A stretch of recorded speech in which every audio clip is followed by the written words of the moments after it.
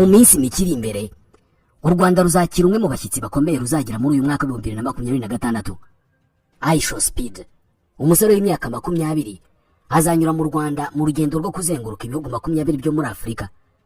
Urugendo azakora mu minsi 28 yonyine. Muri Afurika y'Uburasirazuba, uyu musore uri mu bafite izina rikomeye ku isi mu birebana n'imbuga nkoranyambaga azasura u Rwanda ndetse na Kenya.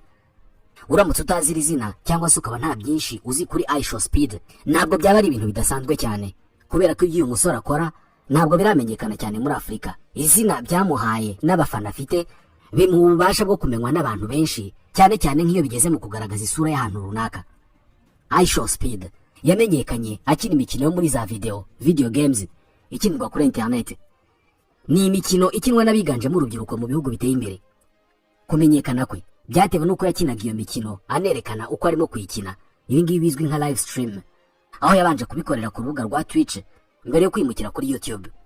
Ibi ubwabyo bimaze kumugira umuherwe kubera ko abarirwa umutungo urenga miliyoni 30 z'amadolari, ni miliyari zirenga 43 z'amanyarwanda.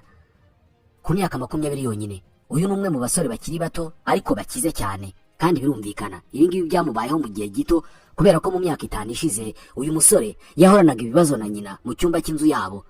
Kuri ubu atunze inzu ifite agaciro ka miliyoni 10 z'amadolari i Miami muri leta ya Florida muri leta zunze ubumwe za Amerika. Ku rubuga rwa YouTube honyine, iShowSpeed afite abamukurikira barenga miliyoni 170. Ni umwe mu bantu bakurikirwa cyane ku isi. Ushobora gutekereza ko umuntu ufite abantu bamukurikira bangana uku ashobora kuba afite impano idasanzwe, wenda ari kabuhariwe mu gukina umupira w'amaguru cyangwa se aririmba. Gusa ibi ntabwo ariko bimeze, kubera ko icyazamuye iShowSpeed kurusha ibindi ni imyitwarire yagaragazaga mu gihe yabaga arimo gukina video games. Imyitwarire irimo gusohora amajwi atandukanye nko kumoka, kuvuza induru, kwivumbura, kurira n'ibindi nk'ibyo ngibyo.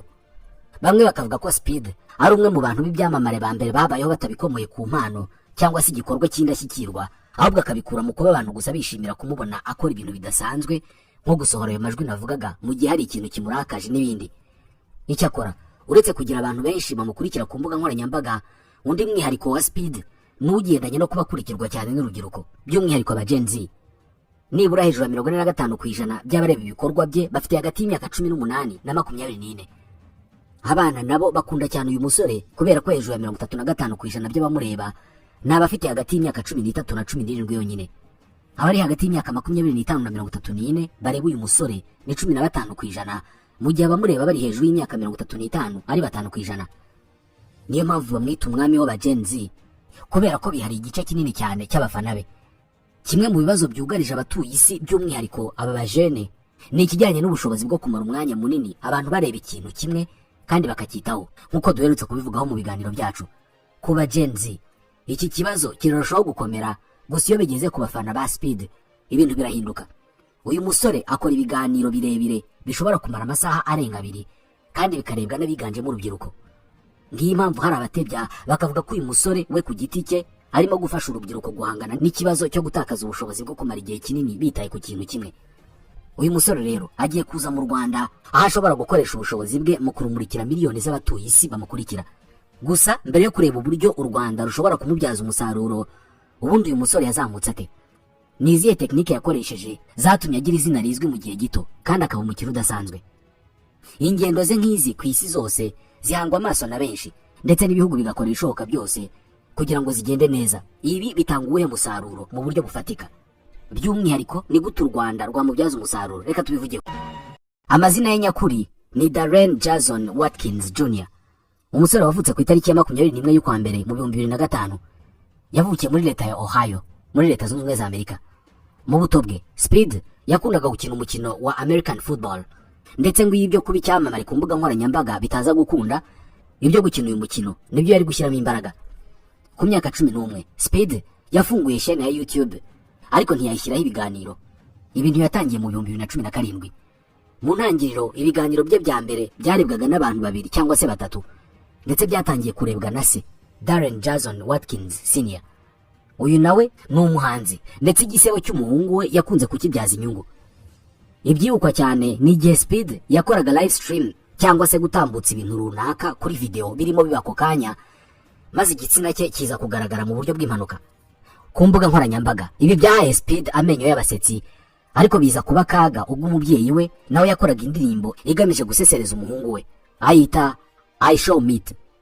Iri jambo meat ni ijambo rikunze gukoreshwa mu rurimi rw'icyongereza bashaka kuvuga igitsina cy'umugabo, ari nacyo Speed yari yerekanye.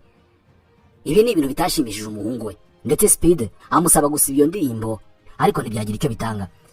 Gusa nubwo uyu mugabo yitwara gutya ku muhungu we, bombi ni inshuti, ndetse Speed yashyigikiwe cyane na se mu rugendo rwe rwo gukora live stream.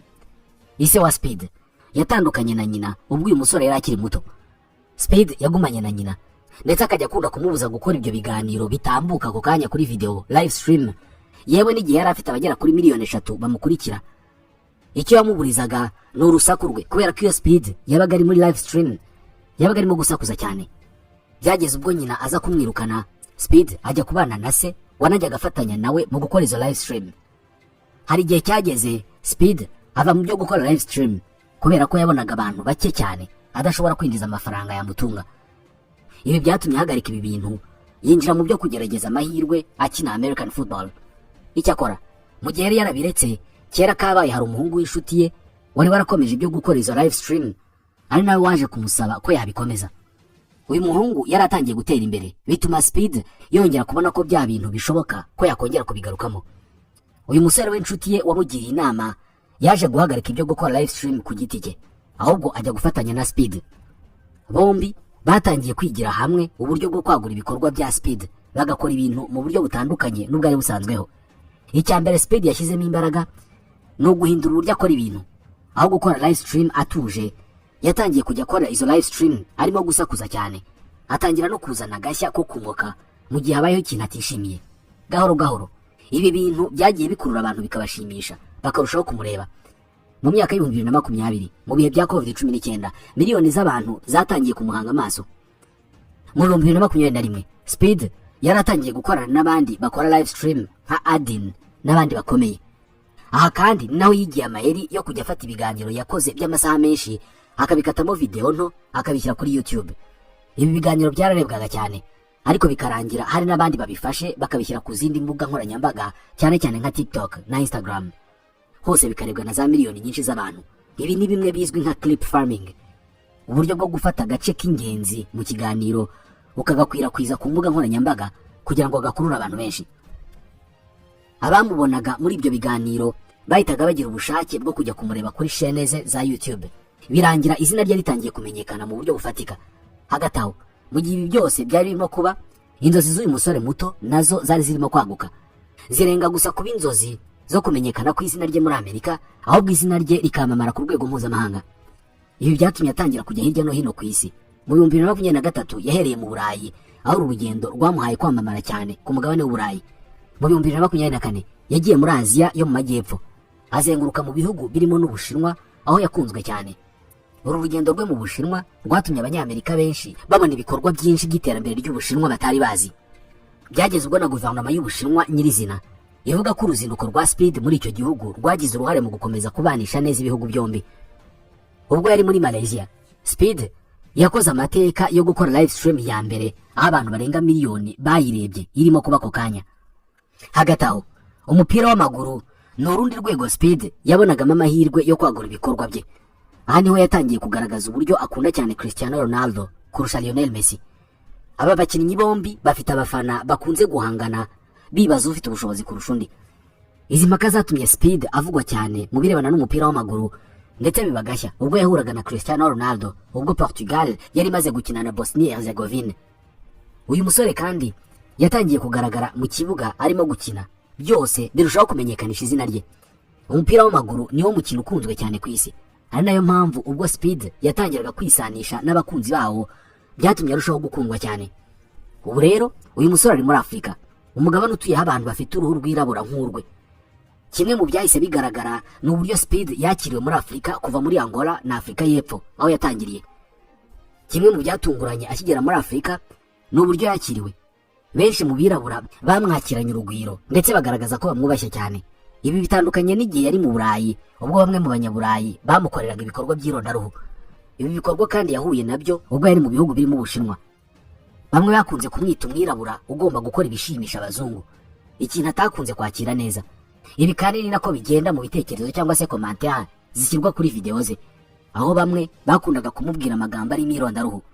Aha muri Afurika iki kibazo ntabwo Speed arahura nacyo. Benshi mu banyafurika batuye mu bihugu by'Uburayi bazi uburyo hari ibihugu bimwe na bimwe ugeramo ugasanga abaturage babyo cyane cyane abakiri bato nta kintu bazi kuri Afurika. Hari n'abafata Afurika yose nk'igihugu kimwe, cyangwa se abandi bakaba bazi muri Afurika igihugu kimwe cyonyine cyangwa se bibiri. Ku rundi ruhande hari abantu bo mu bihugu biteye imbere bagitekereza ko ubuzima bwo muri Afurika ari ubuzima bubi cyane, ubuzima bwo kubana n'intare, ku buryo aho babonye umuntu avuye muri Afurika bamubaza niba abana n'intare cyangwa se niba atuye mu nzu z'ibyatsi. Hari abantu bakiza Afurika nk'ahantu hari abantu bishwe n'inzara, abantu barwaye bwaki, abantu bambara ishabure, abantu babayeho batagira amazi n'umuriro w'amashanyarazi ndetse bivurisha imiti y'ibyatsi iyo barwaye. Iyi shusho ya Afurika mu maso ya bamwe mu bana bo mu bihugu byateye imbere ni umusaruro w'imyaka myinshi ishize Afurika igaragazwa nk'umugabane w'ibibazo. Ibintu byagezeho bikaba nk'igisobanuro cya Afurika, nubwo Afurika atari wo mugabane wonyine ufite ibibazo nk'ibyo. Ntawahakana ko ibi bibazo biri muri Afurika gusa, ariko nanone ntiwakwirengagiza intambwe yatewe n'Abanyafurika mu myaka 50 ishize mu rugendo rwo kwiteza imbere. Urugendo rwa Speed muri Afurika rushobora kugira uruhare runini cyane mu guhindura iyi shusho abantu bo mu bihugu biteye imbere bafite kuri uyu mugabane. Icyerekana ko izi mpinduka koko zishoboka ni ukurebera gusa muri commentaire cyangwa se ibitekerezo by'abantu bagira icyo bavuga kuri uru ruzinduko. Harimo abaje ubona batangaye cyane bakavuga ko batari bazi ko muri Afurika hari ahantu hari inzu nziza nk'amapartement meza yo guturamo, cyangwa se bagatungurwa no kubona ahantu hari ibikorwa by'ubucuruzi bugezweho, imihanda myinshi n'ibindi bikorwa by'iterambere. Kubera ko Speed akora ibiganiro bitateguwe ngo bibe byapanzwe, bituma abamureba koko bizera neza ibyo barimo kureba. Nta kabuza uko Speed azarushaho kugenda atembera henshi muri Afurika, abamukurikira bashobora kuzabona ishusho nyakuri y'umugabane wa Afurika, kandi bibigira umusaruro mu bintu byinshi, kuva ku guteza imbere ishoramari ndetse no gukurura ba mukerarugendo. Muri make, kwamamaza cyangwa se publicité nziza uyu Speed azaho umugabane wa Afurika ishobora kuzaba ifite agaciro kabarirwa muri za miliyoni z'amadolari. Niyo mpamvu harimo kujya hose uyu musore arimo kwakiranwa yombi. Muri Angola, perezida w'icyo gihugu nyirizina João Lourenço yaramwakiriye, ndetse no muri Afurika y'Epfo uyu musore yahuye n'abantu batandukanye, atembera hirya no hino areba ibyiza by'igihugu. Kuba u Rwanda ruri mu bihugu 20 gusa uyu musore azatemberamo ku mugabane wa Afurika ni amahirwe, kubera ko binajyanye na gahunda yarwo yo gukomeza kwerekana amahirwe rufite, bityo rugakurura abanyamahanga ndetse n'abakerarugendo. By'umwihariko nko ku gihugu nk'u Rwanda gifite amateka yihariye ya jenoside yakorewe abatutsi mu 1994, uyu ushobora kuba ari umwanya mwiza wo gusobanurira uyu musore muto ibijyanye n'aya mateka, kugira ngo n'abandi barenga za miliyoni bamukurikira kandi b'urubyiruko bashobore kuboneraho kuyamenya. Uzaba ari umwanya mwiza kandi wo kwerekana ko u Rwanda atari igihugu kiri muri jenoside na magingo aya, ahubwo ko ari igihugu cyarenze ayo mateka, ubu kikaba kiri mu rugendo rw'iterambere. Nubwo u Rwanda rwashyize imbaraga nyinshi mu bikorwa byo kwimenyekanisha no kwerekana ko rwabashije guhindura isura yarwo, hari benshi bakirutekereza nk'igihugu cya jenoside, ku buryo nguyu ari umwanya wo kwerekana ko igihugu cyahindutse kitakiri mu mateka mabi. Kumwereka ibikorwa remezo byubatswe nabyo ni kimwe mu bintu bishobora gutuma abantu benshi babona u Rwanda mu isura ya nyayo rufite, aho gukomeza kurubona mu ishusho y'amateka mabi rwanyuzemo. Ikidashidikanywaho ni uko gusurwa na Speed ari amahirwe akomeye ku Rwanda, amahirwe ashobora kururemera ishoramari ndetse akaba yanatuma abakerarugendo bagira ishyaka ryo kurusura. Ibi byo kuvuga u Rwanda neza nyuma yo kurusura byagaragaye ubwo bamwe mu byamamare byo muri Leta Zunze Ubumwe za Amerika nka Kevin Hart basuraga u Rwanda, nyuma bakagenda baruvuga neza. Ngiyi impamvu twatangiye tuvuga ko Aisha Speed ari umwe mu bashyitsi b'imena bazagendera u Rwanda muri uyu mwaka. Nahagera tuzaba duhari ngo tubabwire iby'uru ruzinduko. Mwakoze kutwumva.